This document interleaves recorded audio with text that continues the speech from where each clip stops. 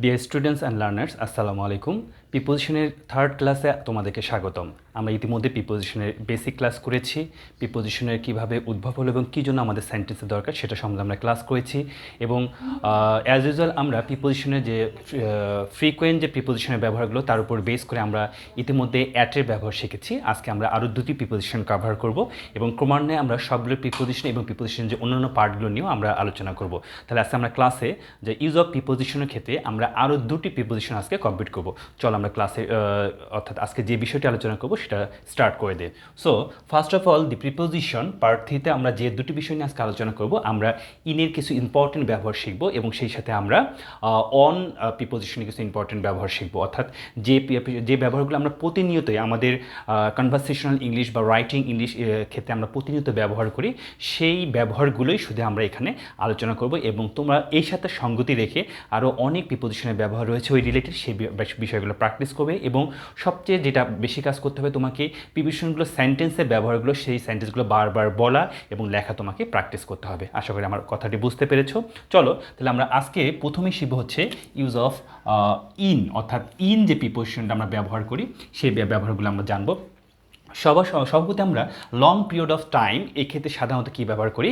In ব্যবহার করি। তাহলে আমরা স্পেসিফিক জাস্ট একটা কিছু হিন্টস করে যদি আমরা শিখতে পারি তাহলে জিনিসটা আমাদের ভালোভাবে মাথায় থাকবে। সো ইনের ব্যবহারের ক্ষেত্রে নাম্বার ওয়ান, অর্থাৎ প্রথমে আমরা যেটা ব্যবহার করব যে long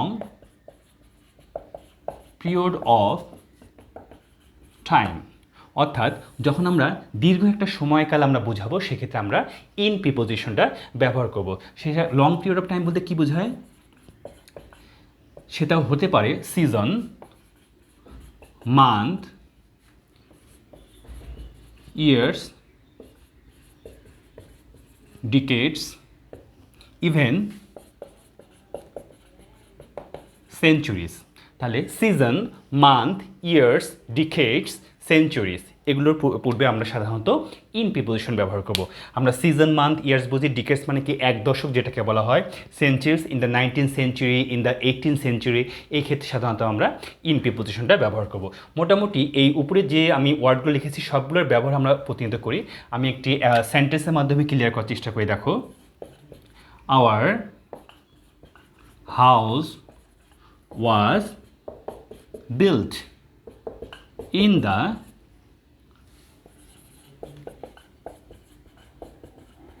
20th century. So our house was built in the 20th century. অর্থাৎ বিংশ শতাব্দীতে আমাদের বাড়িটি তৈরি করা হয়েছিল। তাহলে এই দেখো, এই যে একটা সময়, দীর্ঘ একটা সময় 20th century, তার পূর্বে আমরা কি ব্যবহার করলাম? আমরা এখানে ইন একটি প্রিপোজিশন ব্যবহার করলাম। ওকে, দেন আমরা পরবর্তী রুলে চলে যাব। রুল বলতে এখানে আমরা ব্যবহারগুলো শিখছি, অর্থাৎ আমরা কোন কোন পজিশনে ইন প্রিপোজিশনটি ব্যবহার করি এবং সেটা মনে রাখার ক্ষেত্রে আমরা কিছু হিন্টস অর্থাৎ কিছু ক্যাটাগরিতে ভাগ করে নিয়েছি। যেমন একটি ক্যাটাগরি আমরা শিখলাম। এরপরে আমরা যেটা শিখব, with a part off day, অর্থাৎ দিনের কোনো অংশ বোঝাতে আমরা ইন প্রিপোজিশন ব্যবহার করব। সরাসরি আমরা একটা এক্সাম্পল দিয়ে ক্লিয়ার করতে পারি। Say for example, I usually get up early in the morning. So in the morning, in the evening, okay, এর পূর্বে আমরা সাধারণত ইন ব্যবহার করি। এবং আমরা কিন্তু অ্যাটের ক্ষেত্রে ব্যবহার করেছিলাম, যে অ্যাট মর্নিংও আমরা ব্যবহার করেছিলাম সাধারণত, সেক্ষেত্রে অ্যাট ব্যবহার করা যায়, অথবা আমরা in the morning, in the evening এই ক্ষেত্রেই আমরা ইন ব্যবহার করি। অর্থাৎ দিনের একটা নির্দিষ্ট সময় বোঝাচ্ছে, যে সকালবেলা বা দুপুরবেলা বা সন্ধ্যাবেলা, সেটা আমরা অবশ্যই ইন প্রিপোজিশন ব্যবহার করব। ওকে, সো নাম্বার 3 আমরা শিখতে পারি before an enclosed space that is surrounded by all sides. চারদিক দিয়ে আবদ্ধ কোনো জায়গা বোঝাতে, ইনক্লোজড স্পেস বা প্লেস বোঝাতে আমরা ইন প্রিপোজিশনটি ব্যবহার করতে পারি। ওকে, সো আমরা যদি একটা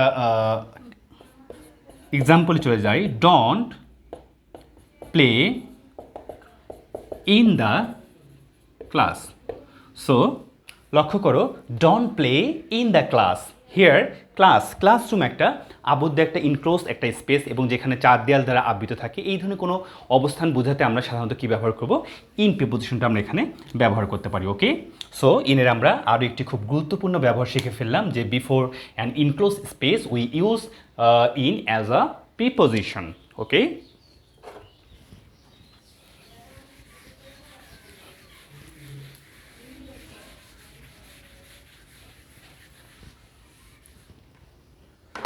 ওকে, নাম্বার 4-এ আমরা চলে যাই।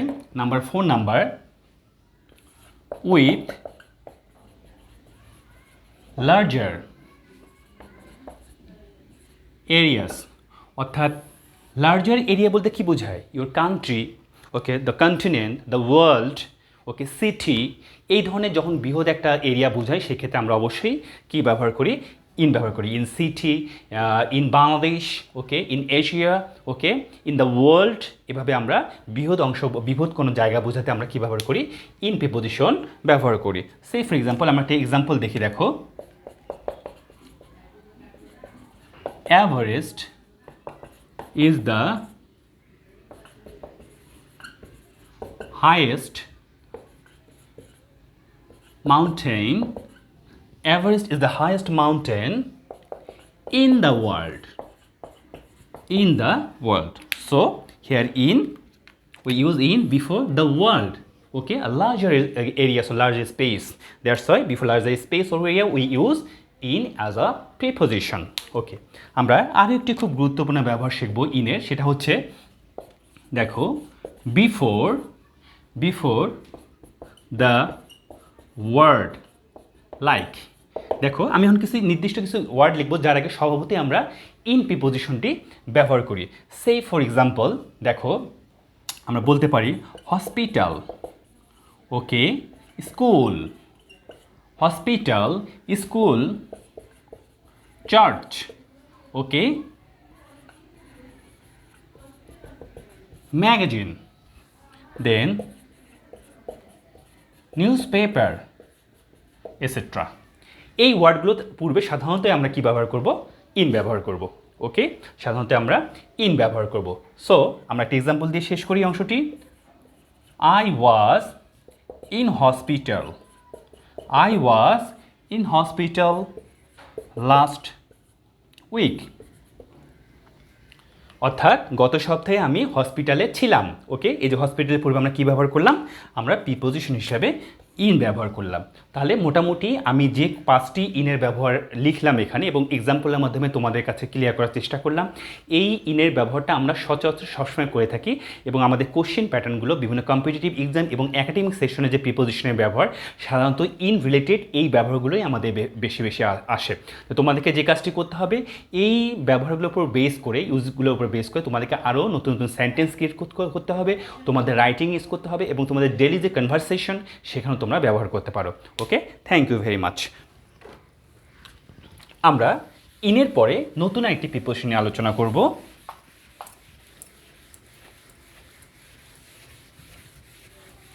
ওকে, আমরা অ্যাড শিখে ফেললাম। প্রিভিয়াস ক্লাসে আমরা অ্যাড শিখেছি, আজকে আমরা ইন নিয়ে আলোচনা করলাম এবং দেন আমরা যে প্রিপোজিশন নিয়ে আলোচনা করব সেটা হচ্ছে অন। অনের অনেক ব্যবহার রয়েছে, তার মধ্যে আমরা স্পেসিফিক কিছু নির্দিষ্ট যেটা বেশি ব্যবহৃত হয়, ফ্রিকুয়েন্ট ইউজ হয়, সেই ব্যবহারগুলো আমরা ডিসকাস করব। ওকে, ফার্স্ট অফ অল আমরা নর্মালি যে ব্যবহারটাকে বলতে পারি অন, আমরা জানি before a particular day or date. Okay, বা before a particular day or date বলতে সাধারণত দিন অথবা একটা নির্দিষ্ট দিন বোঝাতে আমরা অন প্রিপোজিশন ব্যবহার করি। তাহলে আমরা হেডলাইনটা লিখতে পারি, before a particular day or date. Okay, before a particular day or date, even আমরা part of a particular day, আমরা একটা বিশেষত দিনের অংশটা বোঝাতেও আমরা কি ব্যবহার করতে পারি? অন প্রিপোজিশনটা ব্যবহার করতে পারি এবং আমরা ক্লিয়ার হতে পারি কিসের মাধ্যমে? এক্সাম্পলের মাধ্যমে। সে ফর এক্সাম্পল, আমরা যখন লিখি অন ফ্রাইডে, ওকে, আমি সংক্ষেপে লিখলাম, সেন্টেন্স না লিখে। অর্থাৎ এই যে স্যাটারডে, সানডে, মনডে, টুয়েসডে, এর পূর্বে আমরা সাধারণত কী ব্যবহার করব? আমরা অন ব্যবহার করব। Okay, then on the 18th August. Okay, on the 18 August, এরকম দেখা গেল যে ডেটের ক্ষেত্রেও আমরা কি ব্যবহার করব? অন ব্যবহার করব। আমাদের part of a particular day, এটা যদি আমরা বলি সেক্ষেত্রে আমরা ব্যবহার করতে পারি অন ফ্রাইডে আফটারনুন। ওকে, আমি এটার একটা এক্সাম্পল দিয়ে দিলাম, অন ফ্রাইডে আফটারনুন, অর্থাৎ part of a particular day, একটা নির্দিষ্ট দিন, যেমন ফ্রাইডে তার বিকেলবেলা, অর্থাৎ শুক্রবার বিকেলবেলা আমরা খেলেছিলাম। ওকে, বা সামনে হয়তো বা শুক্রবার বিকেলবেলা আমরা খেলবো, এই ক্ষেত্রে যে আমরা প্রিপোজিশনটা ব্যবহার করব অন। তাহলে আমরা দেখলাম before a particular day, on, particular date, on, and part of a particular day we use on. Very important use of on preposition in sentence. So এটা হলো সবচেয়ে গুরুত্বপূর্ণ অনের ব্যবহার, যেটা আমরা সবচেয়ে বেশি ইউজ করি, যেহেতু এই জিনিসগুলো আমরা প্রতি ক্ষেত্রেই আমাদের রাইটিংয়ে ইউজ করি বা কনভারসেশনাল ইংলিশে ইউজ করি। That's why this so much crucial in English language, the use of on such rule. Okay,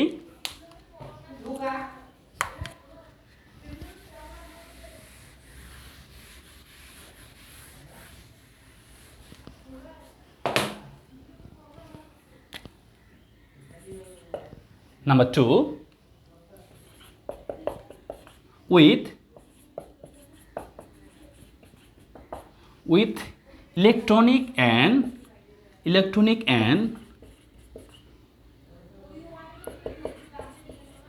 machinery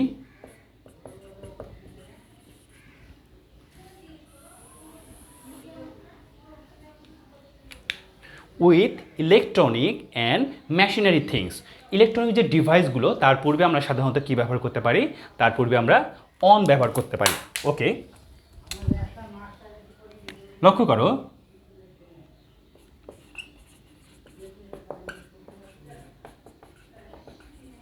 there is nothing good on the TV tonight. There is nothing good on the TV tonight. আজকে টিভিতে সেরকম ভালো কিছু নেই। So this is TV is an electronic device. Before this device we use preposition on. So এরকম আমরা electronic device, যেমন on phone, আমরা ওভারও ব্যবহার করি। এই ধরনের প্রিপোজিশন আমরা ইলেকট্রনিক ডিভাইসের পূর্বে ব্যবহার করতে পারি। ওকে, number 3, to indicate right or left direction. To indicate right or left direction, অর্থাৎ আমরা ডিরেকশন যদি আমরা কাউকে ফলো করতে পারি, সেক্ষেত্রে আমরা অন প্রিপোজিশনটা সেন্টেন্সে ব্যবহার করতে পারি। So we drive on the left side of the road. We drive on the left side of the road. Okay, we drive on the left side of the road.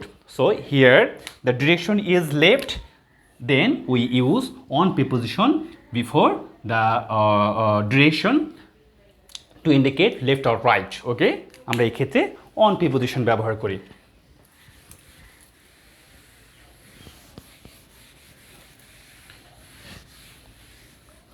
ওকে, দেন আমরা তিনটি শিখে ফেললাম। আমরা নেক্সট রুল নাম্বার 4, অর্থাৎ phone number we learn the use of on. This phone number we can say that before the number of the floor. Okay, to mention the number of the floor we use on preposition. Okay, say for example, he lives in a flat on the on the second floor. Okay, before the number of the floor, অর্থাৎ যে ফ্লোরগুলো আমরা বলি ফ্ল্যাটের যে ফ্লোরগুলো থাকে কত নম্বর ফ্লোরে থাকে, সেক্ষেত্রে আমরা কি ব্যবহার করব, অন প্রিপোজিশন। এটাকে সার্ভিস হিসেবে যদি আমরা বিবেচনা করি তাহলে আমরা অন প্রিপোজিশন ব্যবহার করব। আমাদের এই হিন্টসগুলো বা হেডলাইনগুলোকে কিন্তু মাধ্যমে আমরা সাধারণত মনে রাখতে পারবো এবং আমরা সেন্টেন্সে ইউজ করতে পারবো। ওকে, then we go to we are going to number 5 number use of preposition on. So we can say that before a horizontal or vertical surface, okay, horizontal or vertical surface, this that means horizontal মানে যেটাকে আমরা বলি কি আনুভূমিক বলা হয়, আর vertical মানে উলম্ব বা লম্বভাবে যেটাকে বলা হয়। এই সারফেস বোঝাতে আমরা সাধারণত অন প্রিপোজিশন ব্যবহার করি। সেই for example, keep the book on the table, okay, keep the book on the table. So here on টেবিলটা আমরা কী কল্পনা করতে পারি, একটা হরিজেন্টাল একটা সারফেস, তারপর উপরে বইটি রাখো। তাহলে কোনো হরিজেন্টাল সারফেসের উপরে কোনো কিছু রাখা বলতে কি বোঝায়, আমরা সেখানে অন প্রিপোজিশন, এবং যেহেতু স্পর্শ রয়েছে আমরা উপরে অর্থে এখানে অন প্রিপোজিশন ব্যবহার করতে পারি। ওকে, সো আমরা আরেকটি সেন্টেন্স লিখি, don't, okay, don't write anything, don't write anything on the wall, অর্থাৎ ওয়াল একটা আমরা কি বলতে পারি, ভার্টিক্যাল একটা সারফেস, একটা ওয়াল আমরা ভার্টিক্যাল সারফেস কল্পনা করতে পারি যে ডোন্ট রাইট অন দ্য ওয়াল, অর্থাৎ ওয়ালের মধ্যে কিছু লিখো না। তাহলে এরকম ভার্টিক্যাল সারফেসের ক্ষেত্রে আমরা অন প্রিপোজিশনটি ব্যবহার করতে পারি। ওকে, মোটামুটি আমরা খুব গুরুত্বপূর্ণ কয়েকটি অনের ব্যবহার শিখে ফেললাম অ্যাজ আ প্রিপোজিশন।